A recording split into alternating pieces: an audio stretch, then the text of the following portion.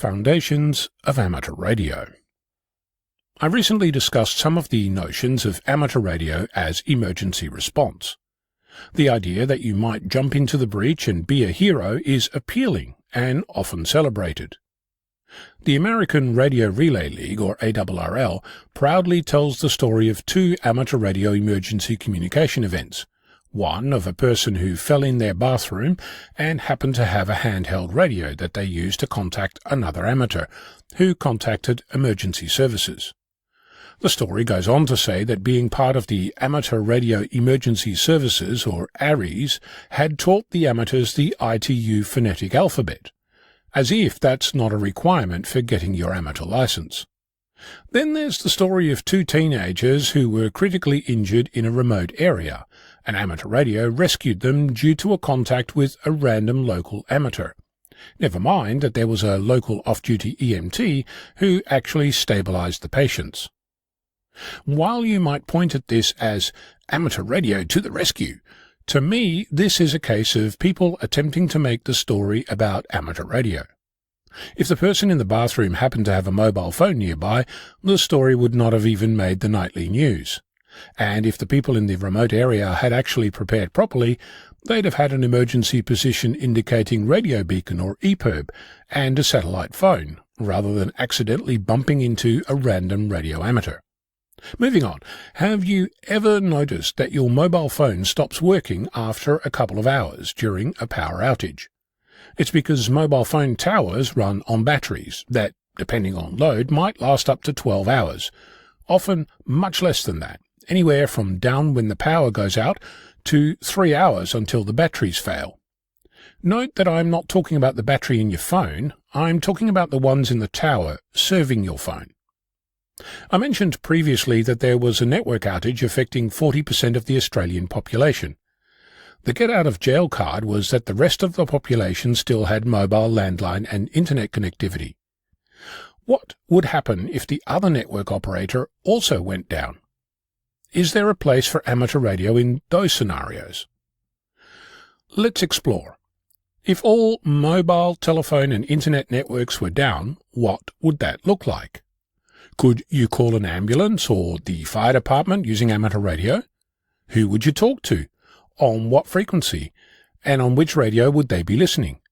Would you set up your portable shack in the local hospital or fire station? Would ambulances and fire services be able to coordinate during such an outage? Or would you have your local amateur club ride along on every ambulance and fire truck? What does such a system look like in actuality? Has there been any planning or training for this? Are there refresher courses and special certifications? Does your local community have anything like this in place, or are you starting from scratch? During widespread and long-lasting fire emergencies in Australia, radio amateurs have acted as emergency services radio operators. There is at least one amateur club where, years ago, the members underwent special training with the local state emergency services to learn their language and procedures, just in case it becomes short-staffed when an actual emergency occurs. I've often said that doing contests is a good way to learn how best to operate your station and how to work in adverse environments with lots of interference, man-made or otherwise. The reality is that it's more likely than not that you'll be using a line-of-sight FM radio in the emergency services communications bunker than sitting in the rubble of your shack using HF with a wire antenna running off battery trying to get someone, anyone, to help you and your community. There are official amateur radio emergency organisations, WISON in Australia, ARES and RACIS in the United States. Much is made by these organisations about joining and training, but very little in the way of actual emergency response. Is that a marketing issue, or are these types of organisations obsolete and waiting to be disbanded? My point is this. If amateur radio is really a service, as the WIA states, a trusted partner in emergency response, or, as the ARRL puts it, when all else fails, even making that a registered trademark, where is the evidence of their activity? Where are the annual reports, the after-action lessons learned, the inter-team competitions, the talks at local clubs, the league tables of emergencies handled, lives saved and babies born?